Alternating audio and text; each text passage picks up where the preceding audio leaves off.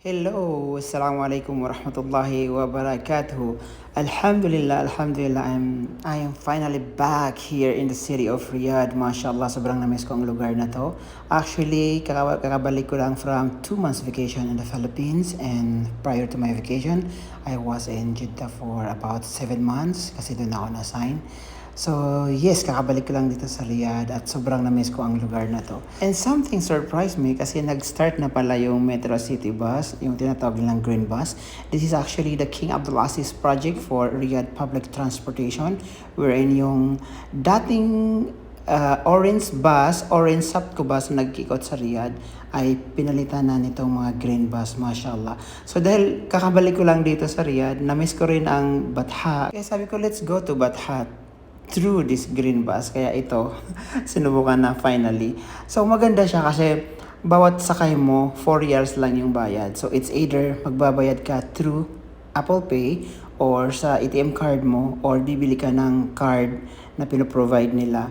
So bawat sakay mo sa anumang destination within Riyadh, 4 years yung bayad. So napakamura niya as compared to other public transportation like taxi, Uber, Bolt, Genie, and so on and so forth. So, napaka-convenient niya at saka spacious sa loob. Kaya lang, kapag late ka na sakay, ay hindi ka makakaupo.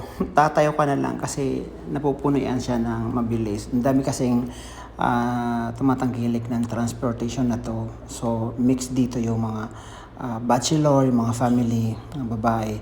Pero mostly, yung mga babae saka yung mga family, sa bandang likod sila naupo. Parang designated area yun sa kanila. Pero pwede din naman umupo doon yung mga lalaki kapag vacant yung mga upuan doon. So, maganda siya dahil yun nga convenient, mura, saka spacious pag nakaupo ka sa mga upuan. Yeah, so, pagpasok mo, mayroon siya doong device na something like MAD machine. I-swipe mo lang doon yung ATM mo or itatapat mo lang yung phone mo kung magbabayad ka through Apple Pay. Tapos yun, mababawasan ka ng 4 reals. So, napakaganda niya at I was amazed actually kasi mas maganda to as compared doon sa nauna na orange sa Kubas. So, mas okay to. Tsaka by the way, mayroon silang mga designated terminal or stopover within the city. Yung mga stopover nila, doon ka lang pwede sumakay at bumaba. Unlike doon sa dati na orange bus na pwede mo silang parahin anywhere on the road for as long as may space na pwede sila mag-stopover. Pero ito,